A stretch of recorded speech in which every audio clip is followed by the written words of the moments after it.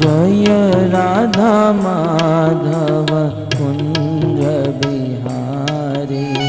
जय राधा माधव कुंज बिहारी। जय राधा माधव कुंज बिहारी। राधा माधव कुंज बिहारी। राधा माधव कुंज बिहारी। जय राधा माधव कुंज बिहारी। राधे राधे राधे बरसाने वाली राधे।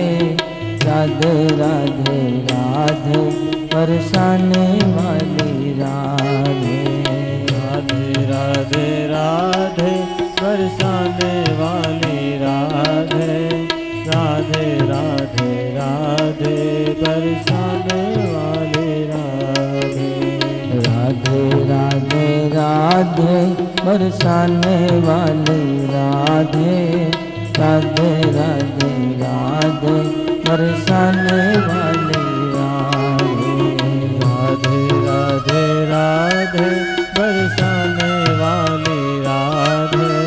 राधे राधे राधे बरसाने वाली राधे। राधे राधे राधे बरसाने वाली राधे। राधे राधे राधे बरसाने वाली राधे। राधे राधे राधे बरसाने वाली राधे। राधे राधे राधे बरसाने वाली राधे। हाँ राधे राधे राधे बरसाने वाली राधे। राधे राधे राधे बरसाने वाली राधे। राधे राधे राधे बरसाने वाली राधे। राधे राधे राधे बरसाने वाली राधे। हमारो धन राधा श्री राधा श्री राधा। हमारो धन राधा श्री राधा श्री राधा। हमारो धन राधा श्री राधा श्री राधा। हमारो धन राधा श्री राधा श्री राधा। परम धन राधा राधा राधा राधा राधा। परम धन राधा राधा राधा राधा राधा। परम धन राधा राधा राधा राधा राधा। परम धन राधा राधा राधा राधा राधा। हमारो धन राधा श्री राधा श्री राधा। हमारो धन राधे श्री राधे श्री राधे। जीवन धन राधा राधा राधा राधा राधा। जीवन धन राधा राधा राधा राधा राधा। जीवन धन राधा राधा राधा राधा राधा। जीवन धन राधा राधा राधा राधा राधा। हमारो धन राधा श्री राधा श्री राधा। हमारो धन राधा श्री राधा श्री राधा। हमारो धन राधा श्री राधा श्री राधा। हमारो धन राधा श्री राधा श्री राधा। राधे राधे राधे बरसाने वाली राधे। राधे राधे राधे बरसाने वाली राधे। राधे राधे बरसाने वाली राधे। राधे राधे राधे बरसाने वाली राधे। राधे राधे राधे बरसाने वाली राधे। राधे राधे राधे बरसाने वाली राधे। राधे राधे राधे बरसाने वाली राधे। राधे राधे राधे बरसाने वाली राधे। हाँ राधे राधे राधे बरसाने वाली राधे। राधे राधे राधे बरसाने वाली राधे। राधे राधे राधे बरसाने वाली राधे। राधे राधे राधे बरसाने वाली राधे। बोलो राधे राधे राधे राधे राधे राधे राधे राधे राधे राधे जतिपुरा में गोवर्धन में दान घाटी में दर्शन कुंड में गोविंद कुंड में भैरव कुंड में गौरी कुंड में उचर का लोटा कुसुम सरोवर श्याम कुटीर में नारद कुंड में बाल पोखरा हरि गोकुल में रमन रति में राधे राधे राधे बरसाने वाली राधे। राधे राधे राधे बरसाने वाली राधे। राधे राधे राधे बरसाने वाली राधे।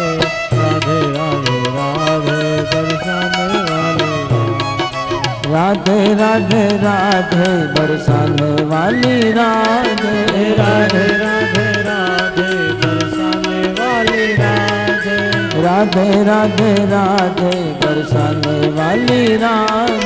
राधे राधे राधे बरसाने वाली राधे। हाँ राधे राधे राधे बरसाने वाली राधे।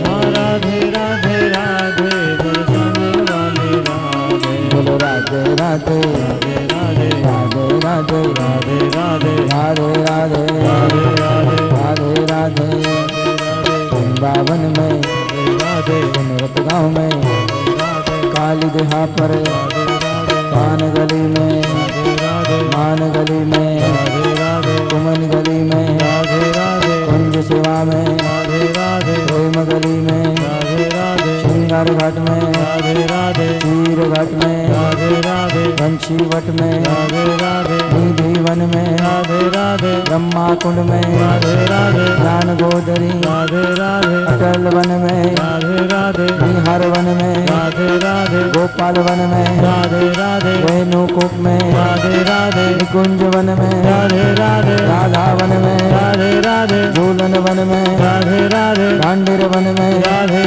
मधुवन में बांके बिहारी सने बिहारी मदन मोहन जी गोपीनाथ जी राधा दामोदर राधा विनोद जी राधा माधव जी राधा वल्लभ युगल किशोर जी राधा रमन जी अष्ट सखी जी केशव देव जी द्वारकाधीश जी गंगेश्वर महादेव सूर्य घाट में युगल घाट में बिहार घाट में अंधेर घाट में पानी घाट में बेली कदम में मथुरा जी में जन्मभूमि में गोपेश्वर में विश्राम घाट में स्वामी घाट में मधु कुंड में अक्रूर भवन में ताल वन में कुमुद वन में तड़ियाली में भराई गाँव में केसरी गाँव में भौला वन में संतन कुंड में शकन गाँव में तेरा गाँव में इंद्र कुंड में रवि कुंड में रावत कुंड में राधे राधे राधे राधे राधे बरसाने वाली राधे। राधे राधे राधे बरसाने वाली राधे। राधे राधे राधे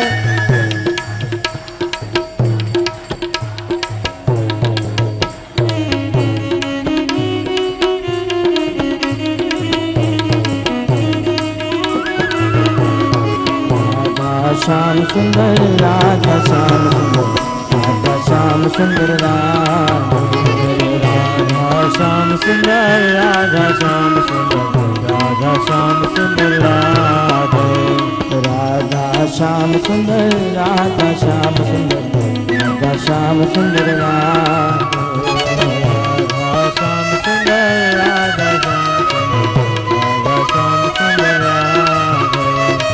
कृष्ण बलराम कृष्ण बलराम कृष्ण बलराम जय कृष्ण बलराम कृष्ण बलराम कृष्ण बलराम कृष्ण बलराम जय कृष्ण बलराम कृष्ण बलराम कृष्ण बलराम कृष्ण बलराम जय कृष्ण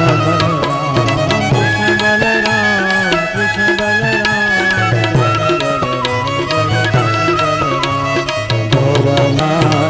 गौरनिताय जय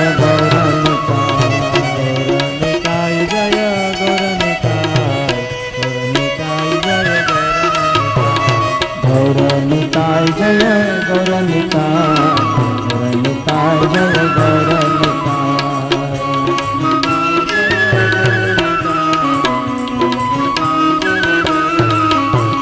प्रभुपद प्रभुपद प्रभुपद शुभ प्रभुपद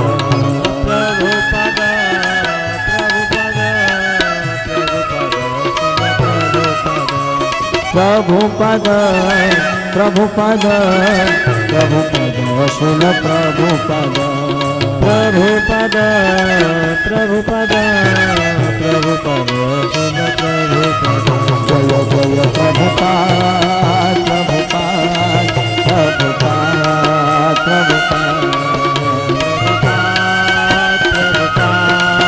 प्रभुपाद नित्य गौर हरि बोल हरि बोल हरि बोल हरि बोल नित्य गौर हरि बोल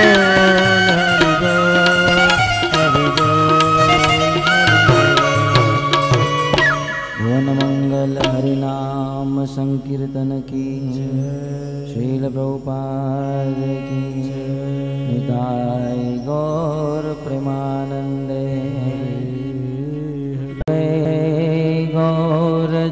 गौरचंद्राय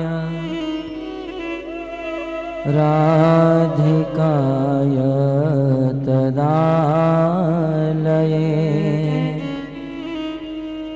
कृष्णाय कृष्णभक्ताय तद्भक्ताय नमो नमः निन्दन्तं पुलकोत्करे न विकस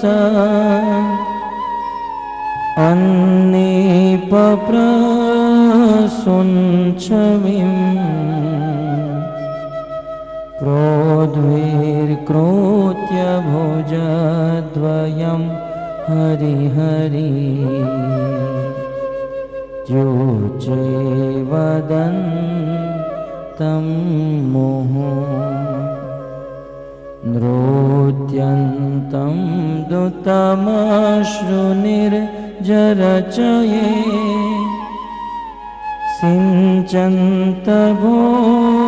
सिञ्चन्तभोर्वीतलं गायन्तं निजपार्षदे परिवृतं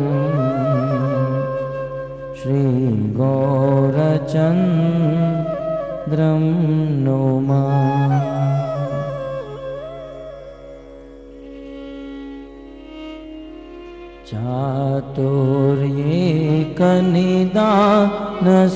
चातुर्येकनिदानसीमचपला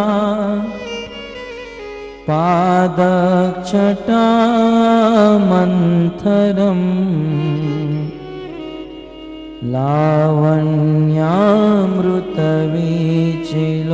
लावण्यामृतवीचिलोलितदृशं लक्ष्मीकटाक्षादृतम् अङ्गनं प्रणयिनं कामावतारङ्कुरम्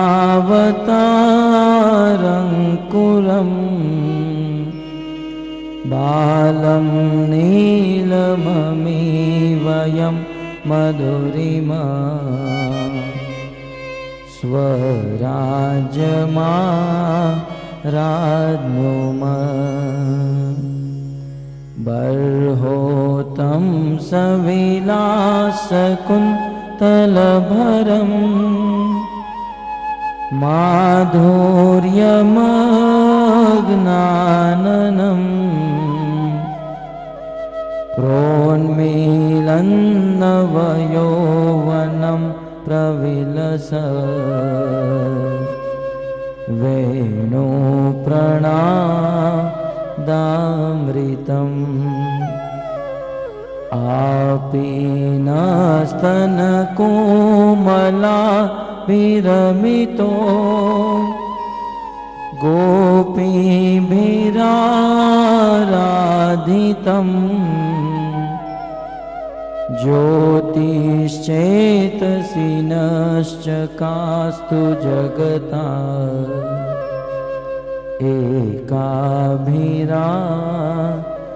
एकाभिरामाद्भुतम्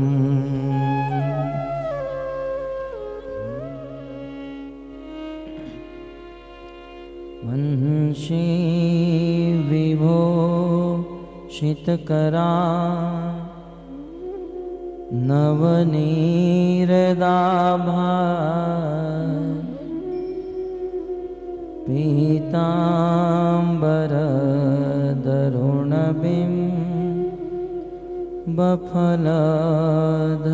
पीताम्बरधरुणबिम्बफलधरोष्ठा पूर्णेन्दुसुन्दरमुखा अरविन्दनेत्रा कृष्णात् परं किमपि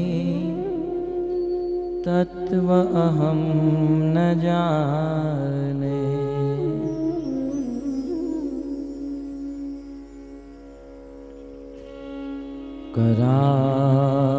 करारविन्दे न पदारविन्दम्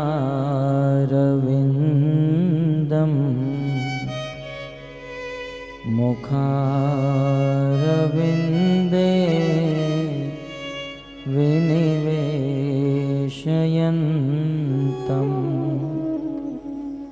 वटस्य पत्रस्य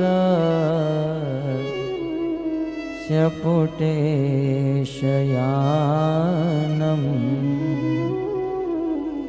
बालं मुकुन्दं मनसा स्मरामि।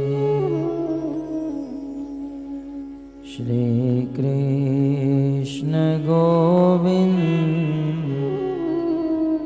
हरे मुरारे हे नाथ नारायण वासुदेव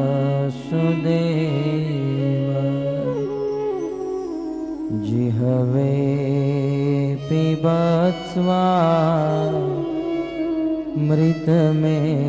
पिबत्स्वामृतमेतदेव गोविन्द दामोदर माधवेति।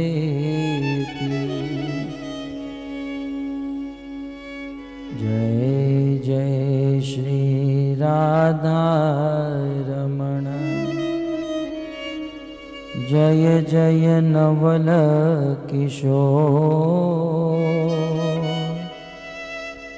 जय गोपी चित चोर प्रभु जय जय माखन चोर।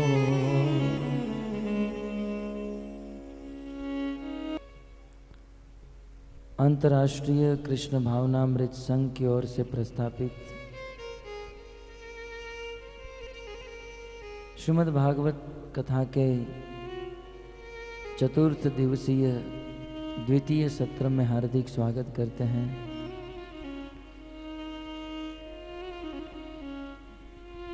परम सौभाग्य से विभूषित भगवान श्री कृष्ण की बाल्य लीला का हम सब श्रवण कर रहे हैं।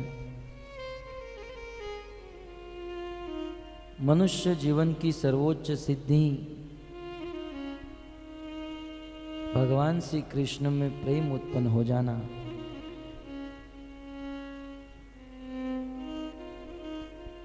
कृष्णा। अर्थ, काम और मोक्ष।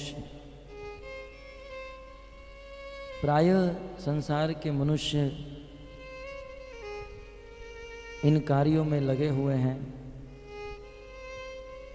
परंतु इस 4 पुरुषार्थ से भी एक श्रेष्ठ पुरुषार्थ चैतन्य महाप्रभु जी से कहते हैं, वह है पंचम पुरुषार्थ भगवत प्रेम। भगवत प्रेम एक ऐसी वस्तु है जिसे प्राप्त करके जीव सदा सदा के लिए परम नित्य सुख को प्राप्त कर सकता है। जीव का स्वरूपगत स्वभाव है भगवान से प्रेम करना, और प्राय संसार के समस्त जीव दूसरों से प्रेम करना चाहते हैं। मनुष्य की बात छोड़ दीजिए, पशु पक्षी तक प्रेम करना जानते हैं, परंतु दुर्भाग्य की बात यह है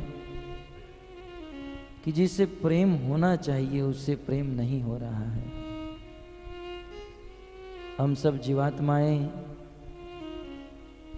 भगवान श्री कृष्ण के नित्य चिन्मय अंश है, और हम जीवात्माओं का भगवान के यह सच्चित आनंद देह चिन्मय जीवात्माओं का प्रेम किसी जड़ वस्तु से नहीं हो सकता है।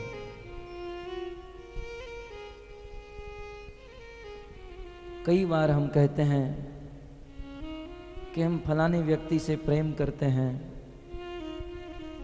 फलानी वस्तु से प्रेम करते हैं, परंतु वह प्रेम मात्र हमारे मन की भ्रांति है। भगवान का यह चिन्मय अंश चिन्मय वस्तु का जड़ वस्तु के साथ प्रेम संभव नहीं हो सकता है, और हम जिससे प्रेम कर रहे हैं ये सारी जड़ वस्तु है। फिर धन हो, पुत्र हो, परिजन हो,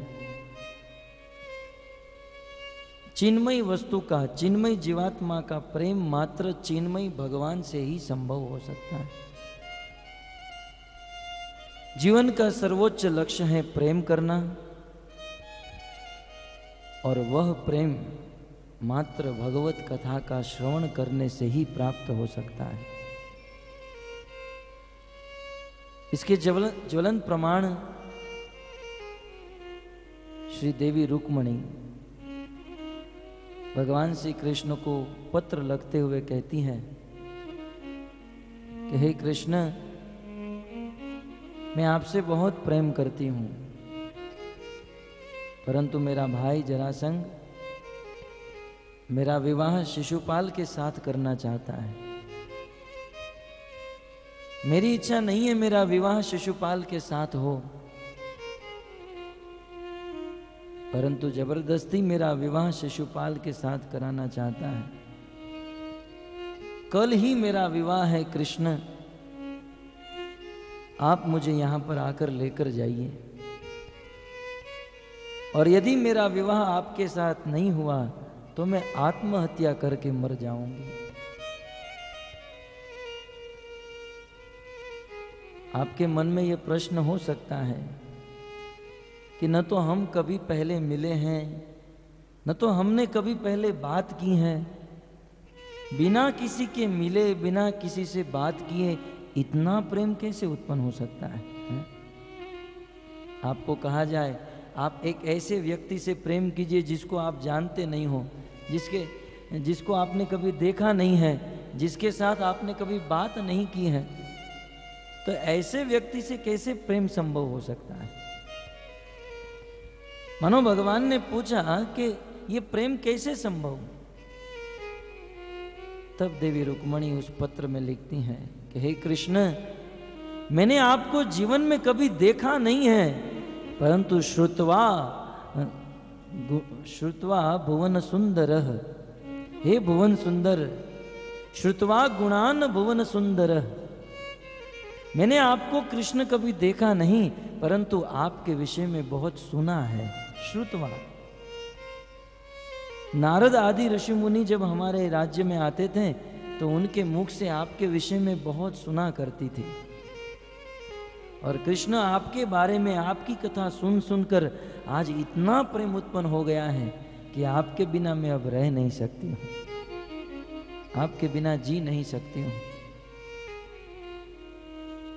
भक्तों, भगवान की कथा भगवान में प्रेम उत्पन्न करा सकती है। भगवत प्रेम उत्पन्न कराने वाला यह दिव्य ग्रंथ और यह दिव्य कथा, गोस्वामी तुलसीदास जी भी इसी बात को रामचरितमानस में कहते हैं। राम चरण रति जो चहे अथवा पद निर्वाण, भाव सहित सो यह कथा भरो श्रवण पोटका। संसार के दुखों से मुक्त होना चाहते हो या राम और कृष्ण के चरणों में प्रेम उत्पन्न करना चाहते हो तो एकमात्र उपाय है, और वो है भाव सहित सो यह कथा। ये जो कथा है भगवत कथा, उसे भरो श्रवण पुट कान, अपने कर्ण के माध्यम से इसे निरंतर भरते रहो, निरंतर इसे सुनते रहो। भगवान की इस कथा को निरंतर सुनते रहने से भगवान के प्रति प्रगाढ़ प्रेम उत्पन्न हो जाता है। भगवान कपिल देव इसी बात को माता देवहूति से कहते हैं। सताम प्रसंगान मम वीर्य संविदो कर्ण रसायणा कथा, तज्जोषणादास अपवर्ग वर्तमनि श्रद्धा रतिर भक्ति अनुक्रमिष्यति। भगवत कथा सुनने से भगवान के प्रति श्रद्धा उत्पन्न होती है, भगवान के प्रति रति उत्पन्न होती है, और निरंतर इस कथा का श्रवण करने से भगवान के प्रति प्रगाढ़ प्रेम उत्पन्न हो जाता है। ऐसा प्रेम कि फिर भगवान के बिना हम जी नहीं सकते हैं। जैसे देवी रुक्मणी, कृष्ण के बिना उनका जीवन अधूरा हो गया था। अतः इस कथा को बड़े भाव से श्रवण करना चाहिए, श्रद्धा से श्रवण करना चाहिए। भागवत के प्रारंभ में ही कहा गया है, श्रोताओं को 3 जगह पर श्रद्धा रखनी होगी। सर्वप्रथम जिस भगवान की कथा हो रही है उस भगवान के ऊपर पूर्ण श्रद्धा रखनी होगी। तत्पश्चात उस भगवान की कथा जिस शास्त्र से हो रही है उस शास्त्र भागवत के ऊपर श्रद्धा रखनी होगी। और तीसरी श्रद्धा उस भागवत को कहने वाले वक्ता के ऊपर श्रद्धा रखनी होगी। यदि ये 3 प्रकार की श्रद्धा हमारे हृदय में है तो भागवत समझना मुश्किल नहीं है, भगवत प्रेम उत्पन्न हो जाना ये दूर नहीं है, परंतु इन तीनों के प्रति पूर्ण प्रगाढ़ श्रद्धा होनी चाहिए। श्रील प्रभुपाद जी की कृपा से ये दिव्य ग्रंथ का श्रवण हम सब यहाँ पर कर रहे हैं। गत सत्र में आप सबने श्रवण किया किस प्रकार देवी यशोदा के हाथ में भगवान श्री कृष्ण आ गए और देवी यशोदा ने रस्सी के माध्यम से कृष्ण को उखल के साथ बांध दिया। इस उखल बंधन लीला के द्वारा भगवान श्री कृष्ण क्या बताना चाहते हैं? सुखदेव गोस्वामी 19वें श्लोक में कहते हैं, एवं संदर्शिता यंग हरिणा भृत्य वश्यता। हे परीक्षित, इन लीलाओं के द्वारा भगवान श्री कृष्ण अपनी भृत्य वश्यता दिखाना चाहते हैं। भृत्य का अर्थ होता है सेवक, भक्त, और वश्यता माने वश में कर लेना। भगवान किस प्रकार से अपने भक्तों के वश में हो जाते हैं इस बात को भगवान इस लीला से प्रकट कर रहे हैं। स्ववशेन अपि कृष्णेन येस्येदं सेश्वरम वशे। जिस भगवान के वश में एक नहीं अनंत कोटि ब्रह्मांड और उस ब्रह्मांड को चलाने वाले लोकपाल सब भगवान के वश में होते हुए भी वह भगवान अपने भृत्य अपने सेवकों के वश में हो जाते हैं। इस सिद्धांत को प्रस्थापित करने के लिए भगवान ने यह लीला गोकुल के महावन नामक क्षेत्र में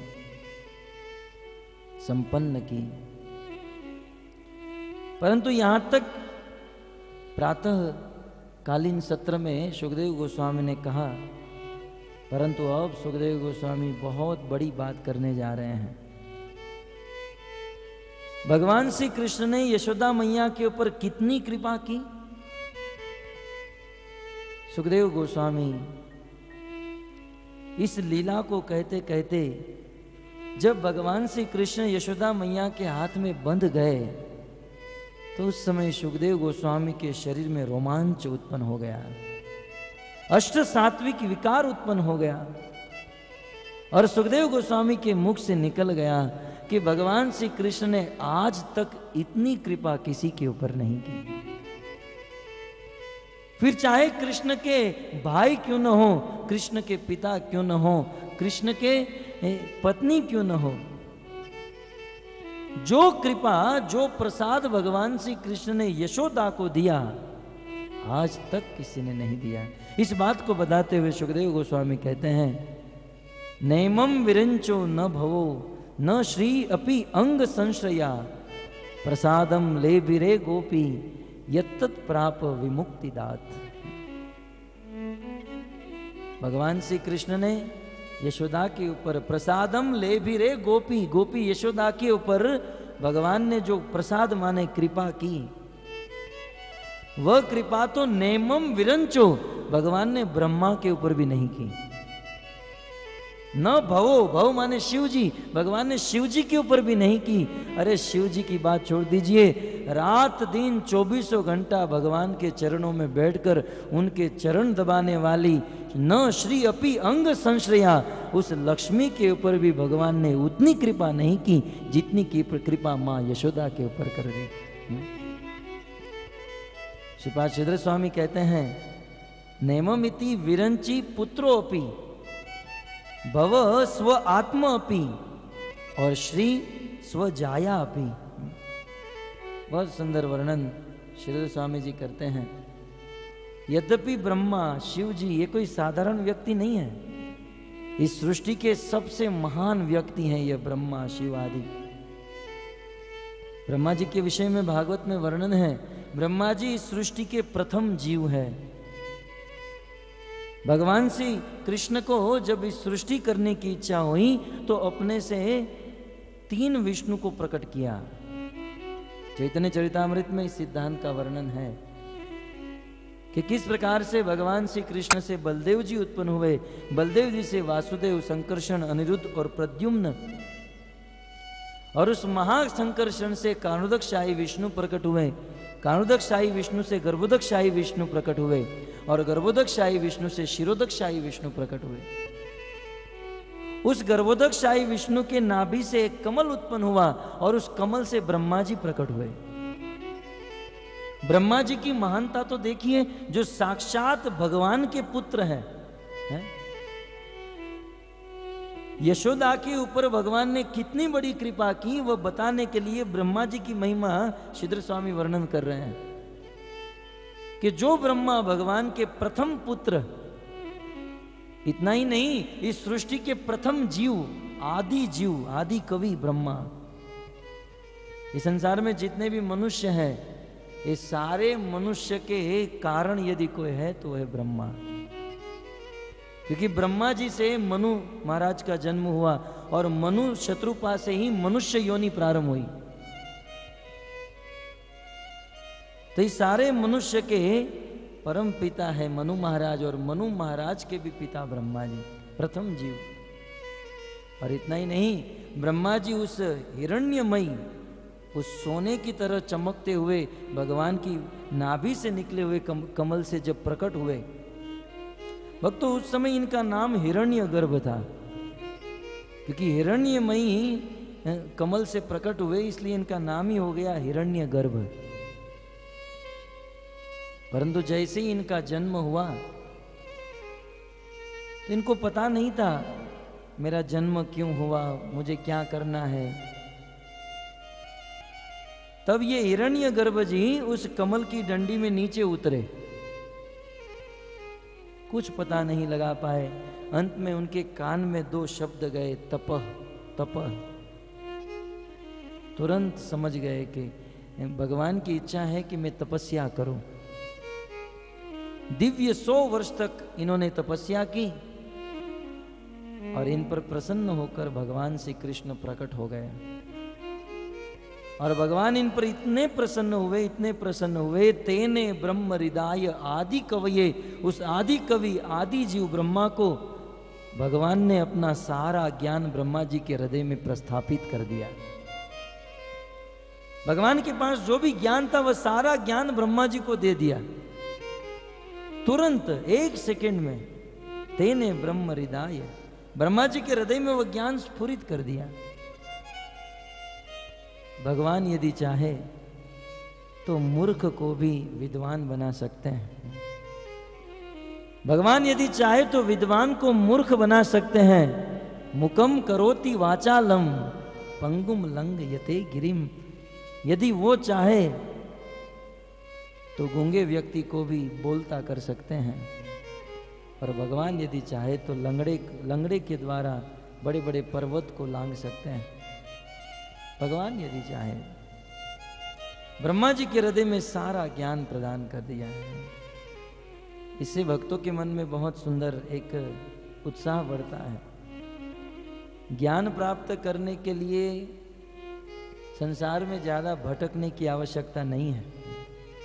कई बार कुछ माताएं हमारे पास आती हैं, प्रभु जी आशीर्वाद दीजिए हमारे बच्चे को, बहुत बुद्धू है, उसे याद नहीं रहता है।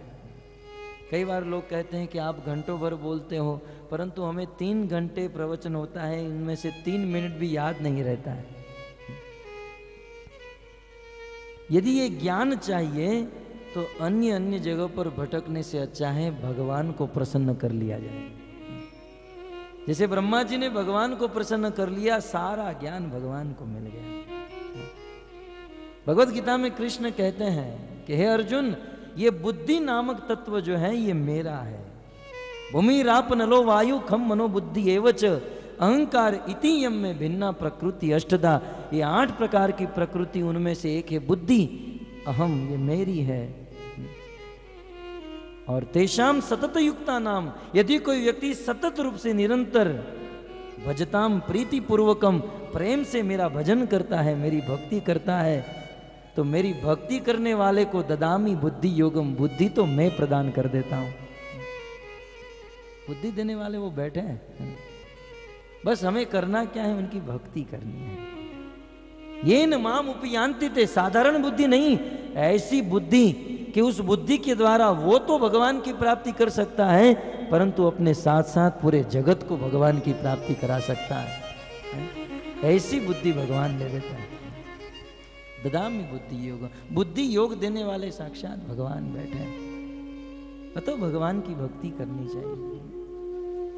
और भगवान की भक्ति करने से मात्र बुद्धि ही नहीं, ये बुद्धि इत्यादि ये सारे गुण तो बोनस में मिलते हैं। भक्ति का वास्तविक फल तो भगवत प्रेम है, और ये सब आनुषंगिक फल है। भागवत में कहा गया है, यदि कोई व्यक्ति यस्यास्ति भक्ति भगवंत अकिंचना, भगवान श्री कृष्ण की भक्ति करता है तो सर्वे गुणे तत्र समासते सुरा। उस कृष्ण की भक्ति करने वाले भक्त में सारे गुण अपने आप आ जाते हैं, मेहनत करने की जरूरत नहीं, भगवान की कृपा से। भक्तों, कृपा के द्वारा जो ज्ञान प्राप्त होता है वो मेहनत के द्वारा नहीं हो सकता है। यदि कृपा हो तो वह ज्ञान तुरंत हृदय में स्फुरित हो जाता है। ये तो ब्रह्मा और भगवान की सृष्टि के प्रारंभ की बात है भक्तों, कल का इतिहास। आरुणि नाम का शिष्य गुरुकुल में अपने गुरु के सानिध्य में पढ़ रहा था। एक दिन की बात, गुरुजी ने आरुणि को, अपने शिष्य को कहा, जाओ खेत में पौधों को पानी पिलाने के लिए पानी छोड़ा हुआ है, तो पानी पी लेने के बाद वहां पर मिट्टी की दीवार करके आओ। आरुणि गया और जाकर जहां पानी खेत में जा रहा था वहां पर पानी पौधों ने पी लिया था, अतः मिट्टी चढ़ा रहा था जिससे वह पानी बंद हो जाए। परंतु उसी समय बारिश होने लगी और बारिश होने से वह मिट्टी पिघल रही थी, मिट्टी लग नहीं रही थी। रात भर आरुणि प्रयास करता रहा और वहां पर गुरुजी ने सुबह उठकर देखा तो सभी शिष्य गुरुकुल में थे परंतु आरुणि नहीं था। गुरुजी ने कहा, आरुणि कहाँ गया? बोले, गुरुजी वो तो आया ही नहीं। तब गुरुजी अपने सारे शिष्य को लेकर आरुणि को ढूंढने के लिए खेत में गए।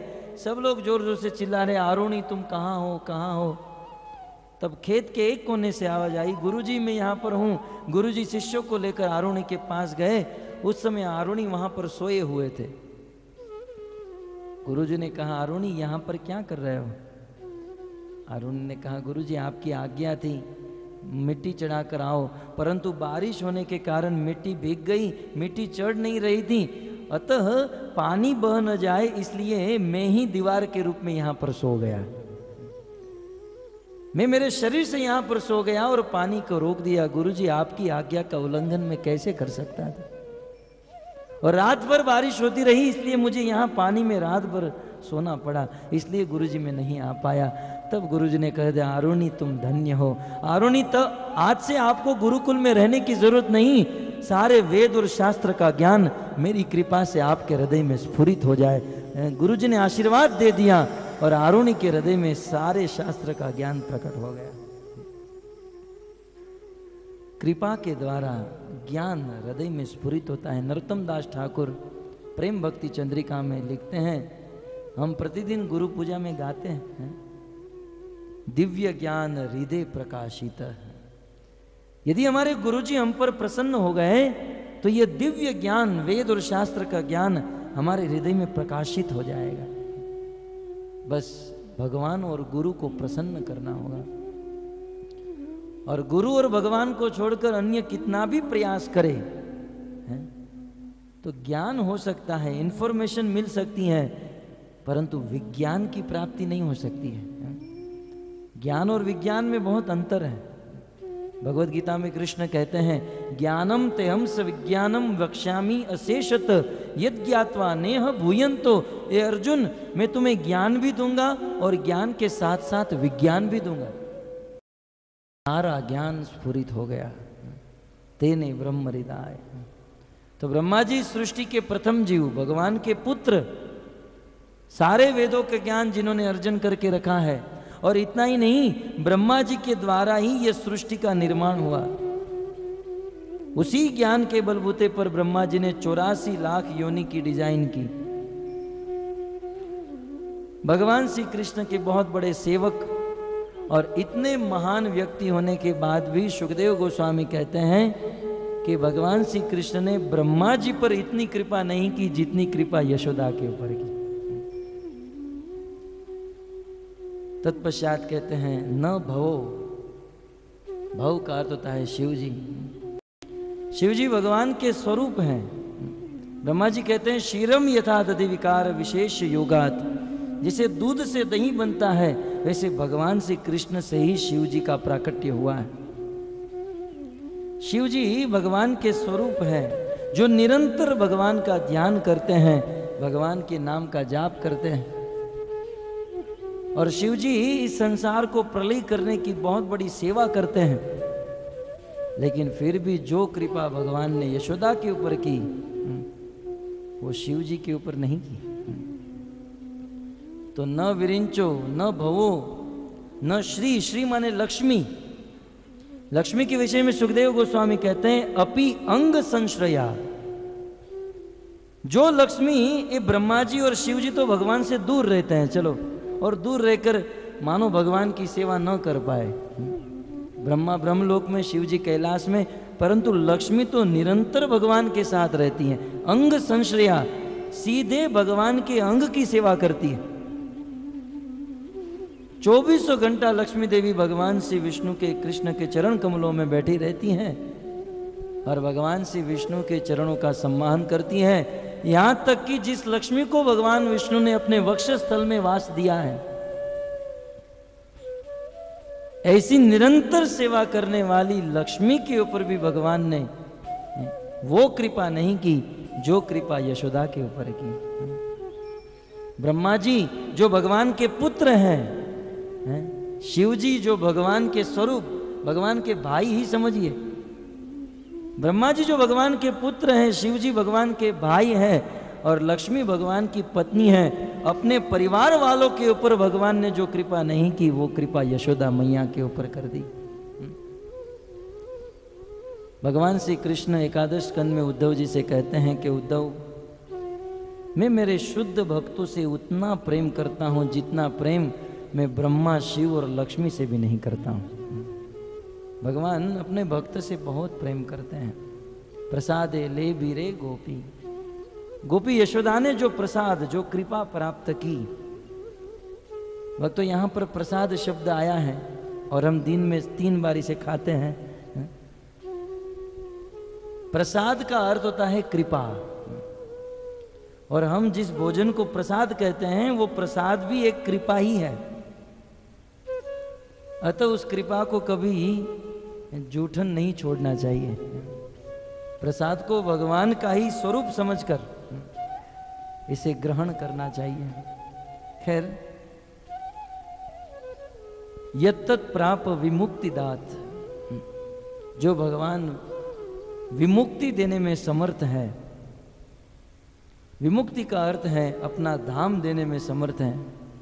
इस संसार में चाहे मनुष्य हो, दूसरों को धन दे सकता है, थोड़ा बहुत दान दे सकता है, देवतागण किसी को पुत्र परिजन संसार का सुख दे सकते हैं, परंतु मुक्ति भगवान श्री कृष्ण के अलावा कोई नहीं दे सकता है।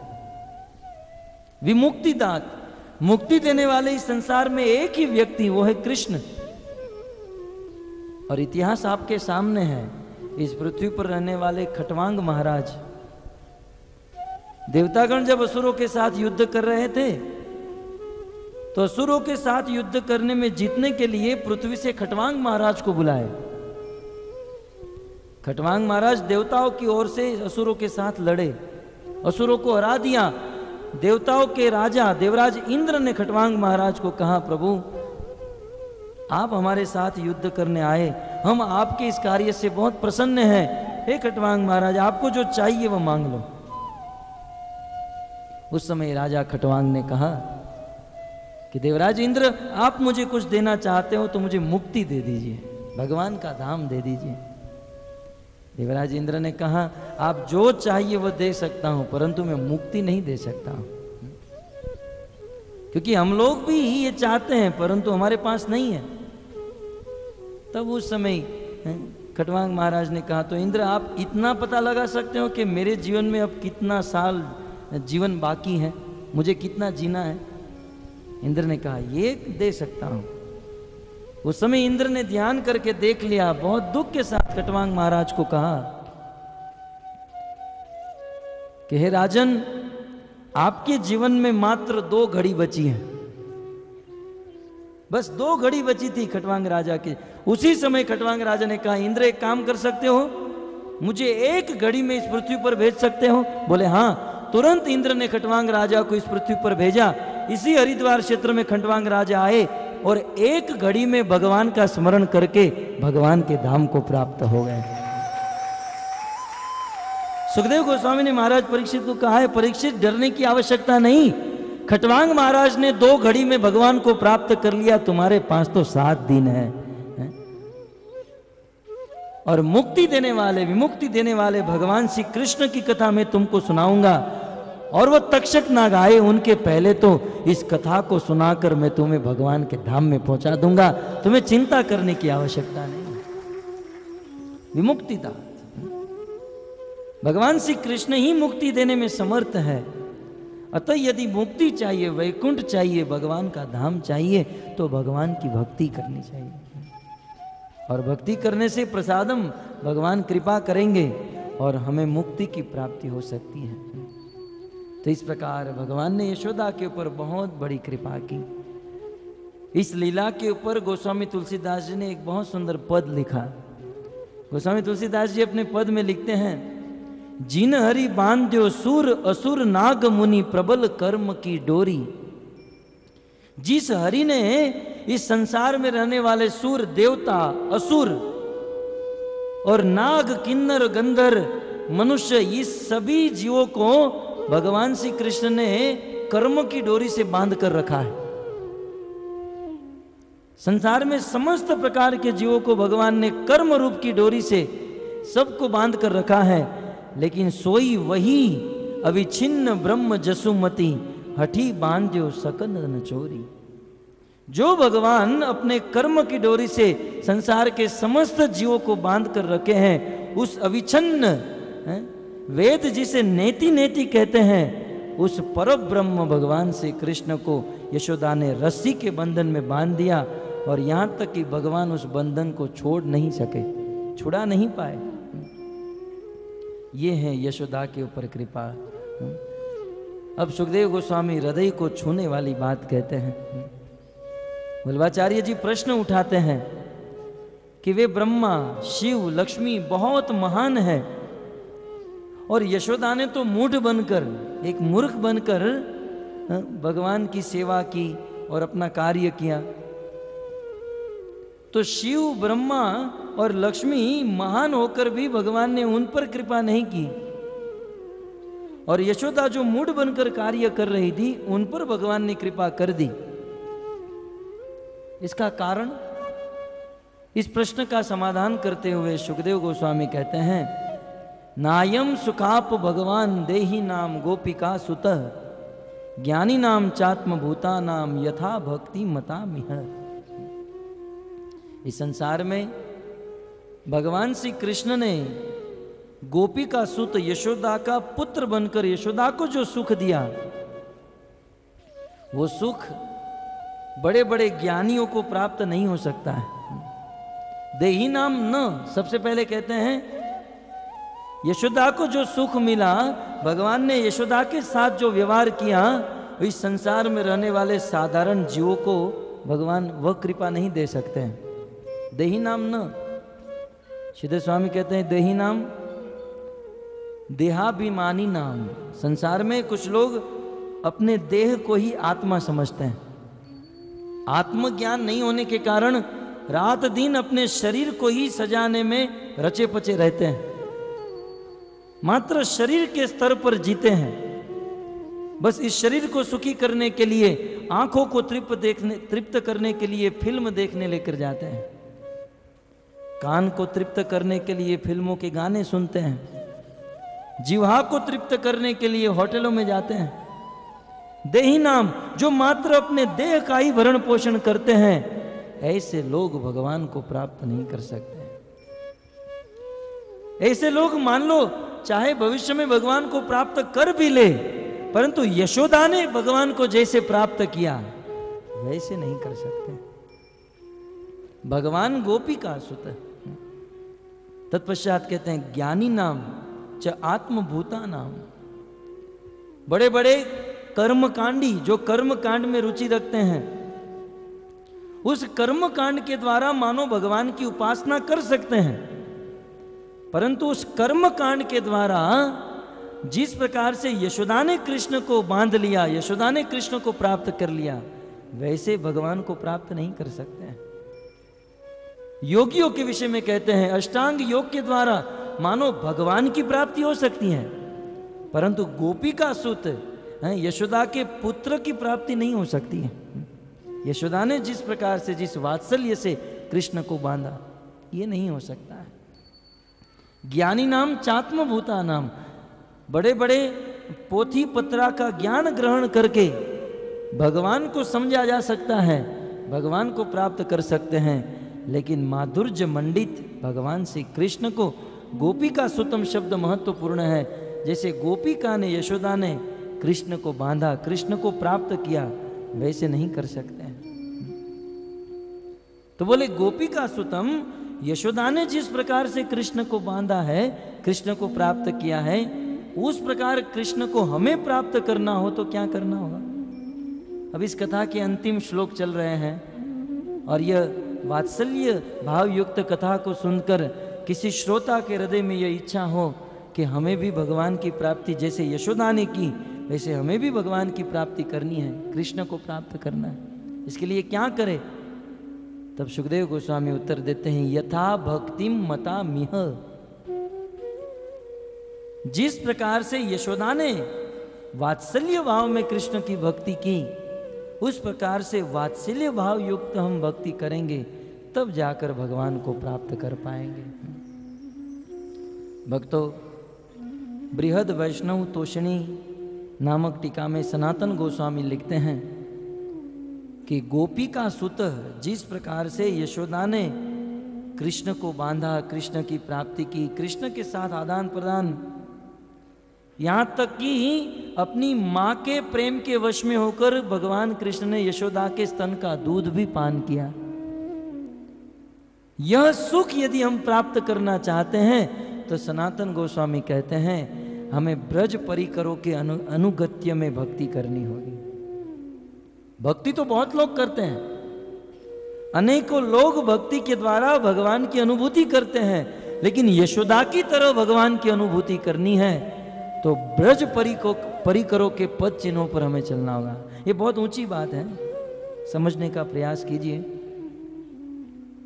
ब्रज परिकरों के अनुगत्य में अर्थात ब्रज भाव, ब्रज प्रेम, जिस भक्त के हृदय में ब्रज भाव है, ब्रज प्रेम है, प्रेमा भक्ति उदित हो चुकी है, ऐसे भक्तों के अनुगत्य में रहने से ही गोपिका यशोदा को जो सुख मिला वह सुख हमें मिल सकता है। बाकी कोरी भक्ति करने से, सनातन गोस्वामी का यह कहना है, अतः ब्रज परिकरों के अनुगत्य में। रूप गोस्वामी भी इसी बात को कहते हैं कि भक्त तो संसार में बहुत प्रकार के होते हैं, परंतु किस भक्त के साथ कैसा व्यवहार करना ये बहुत महत्वपूर्ण चीज है। कहते हैं कृष्णेस्ति यस्य गिरितौ मनसाद्रियेत दीक्षास्ति चेत प्रणतिभिश्च भजन्त मीशम शुश्रूषया भजन विज्ञ मनन्य मन्य निंदादि शून्य हृदय इप्सितम संग लब्ध्या। रूप गोस्वामी उपदेशामृत में इस बात को बताते हैं। कहते हैं कृष्ण यस्य गिरा, जिसकी मुख पर, जिसकी वाणी में कृष्ण का नाम आता है, कृष्ण बोलने वाले भक्त को दूर से ही प्रणाम करके निकल जाना चाहिए। देखिए भक्तों को कितनी सुंदर शिक्षा दे रहे हैं हमारे आचार्य। देखिए भक्तों को पहचानना होगा और किस भक्त का संग करना है, किस भक्त की शरणों में रहना है, किस भक्त के मुख से उपदेश सुनना है, ये बहुत बड़ी बुद्धिमानी है। भगवान का नाम तो कोई भी ले लेता है? पान की दुकान में पान वाला भी कभी हरे कृष्ण कर देता है, तो इसका अर्थ ये नहीं कि उनकी शरण में हो जाए, नहीं।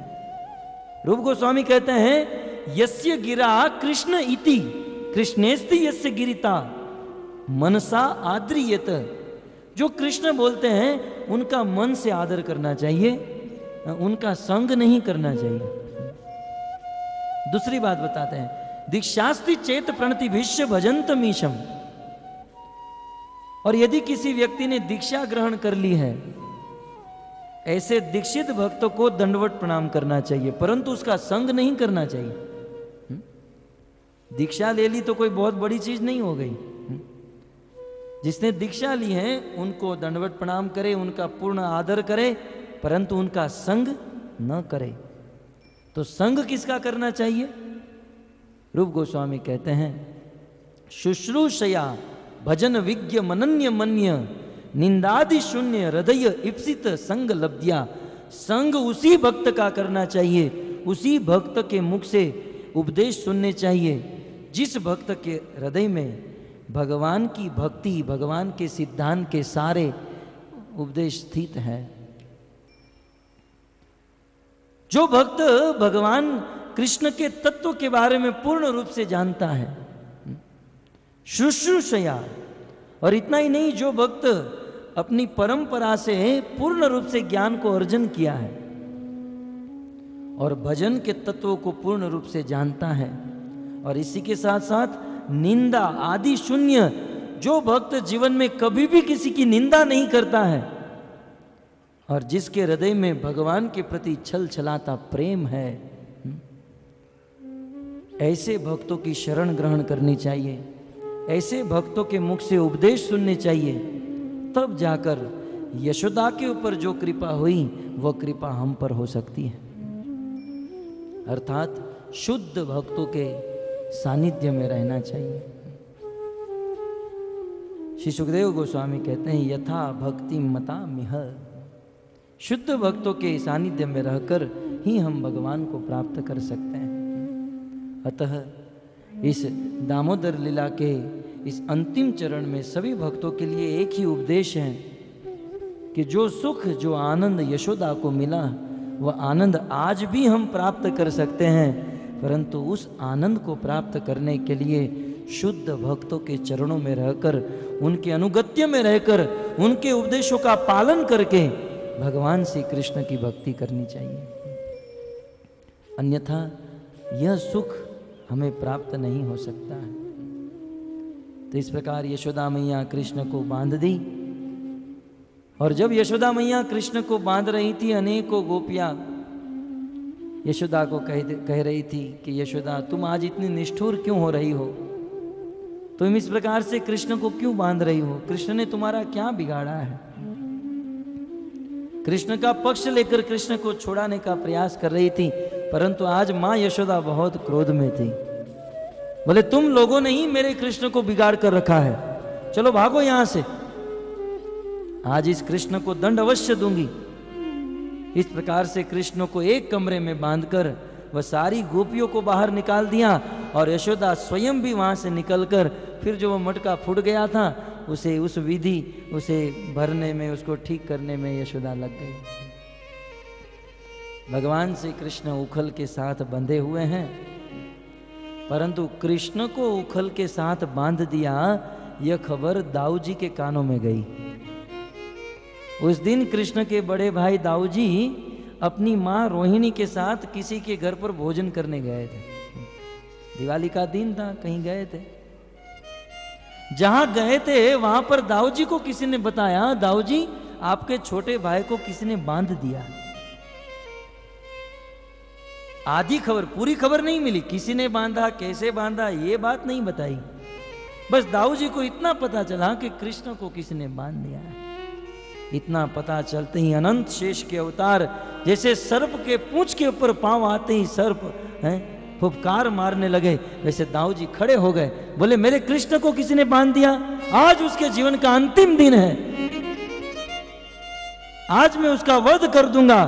जिस किसी ने भी मेरे कृष्ण को बांधा है, आज मैं उसको मार डालूंगा। इस प्रकार क्रोध करते हुए बलदेव जी आए और घर पे आकर देखे तो माता यशोदा ने बांधा है। बलदेव जी की सारी हवा निकल गई, सारी हवा। परंतु फिर भी बलदेव जी माता यशोदा के पास गए और यशोदा को मनाने लगे कि माता, तुम जानती हो तुमने किसको बांधा है? सूरदास जी बहुत सुंदर पद लिखते हैं। एको यशोदा मैया त्रास्यो ते बारो कन्हैया। ओ यशोदा मैया त्रास्यो ते बारो कन्हैया। मोहन हमारो भैया के तो दधी पिय तो। मोहन हमारो भैया के नो विधि पिय तो। काहे को यशोदा मैया त्रास्यो ते बारो कन्हैया। को यशोदा मैया त्रास्यो ते बारो कन्हैया। मोहन हमारो भैया के तो यदि प्रिय तो। मोहन हमारो भैया के नो यदि प्रिय तो।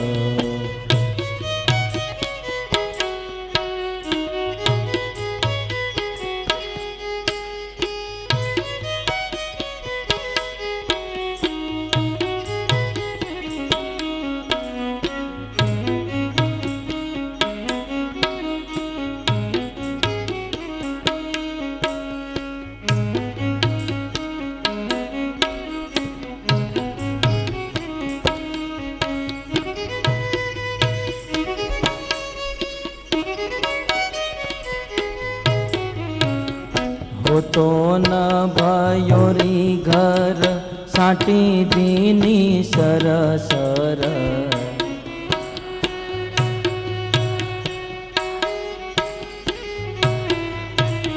बांधो कर जेवरीनी कैसे देखी जिय तो।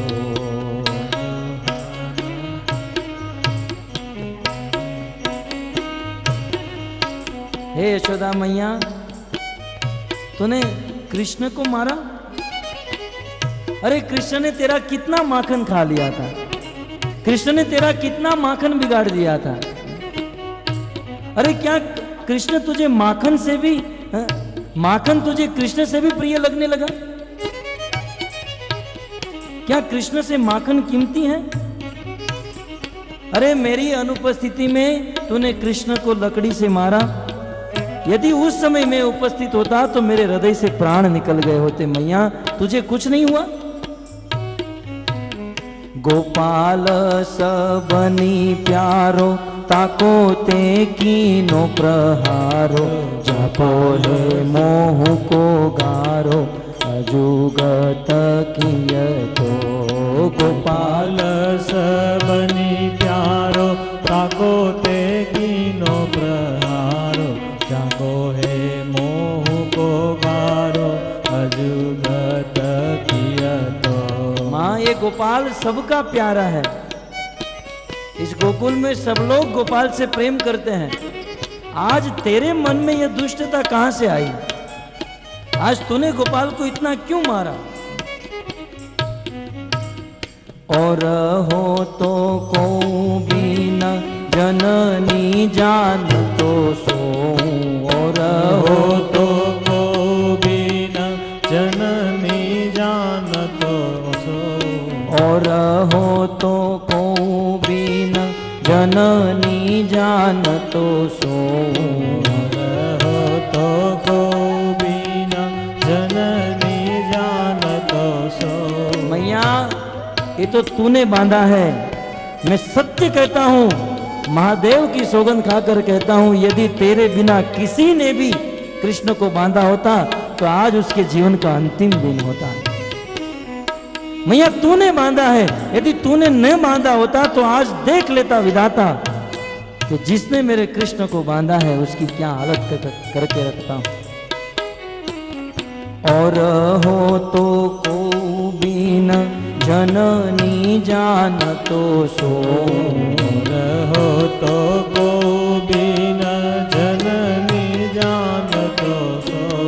जैसे जाई पाव तो जो अंगूरी छिय तो। जैसे जाई पाव तो जो अंगूरी मैया तो तूने कृष्ण को मारा, धमकाया, बांध दिया। तेरे अलावा अन्य कोई कृष्ण को उंगली लगाकर तो दिखाए। अंगूरिनी छिए तो कृष्ण को उंगली लगाकर तो बताए, उसे पता चल जाए बलदेव में कितना दम है। ठाडो बांधो बलबीर नैन नीरत नीर। बांधो बलवीर नैन नीरत नीर।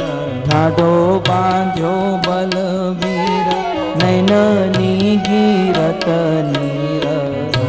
बांधो बलवीर नैन नीरत नीर।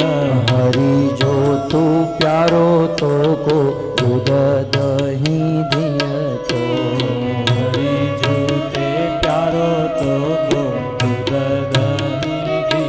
मैया तूने खड़े खड़े इस बलदेव के प्रेमी कृष्ण को बांध दिया। अरे कृष्ण के आंखों से आंसू निकल रहे। मैया जरा देखो तो सही। मैया तुम्हें दूध और दही से, कृष्ण से ज्यादा दूध और दही से प्रेम है। अरे थोड़ा सा दूध दही मक्खन क्या बिगड़ गया, कृष्ण को बांधने की जरूरत थी।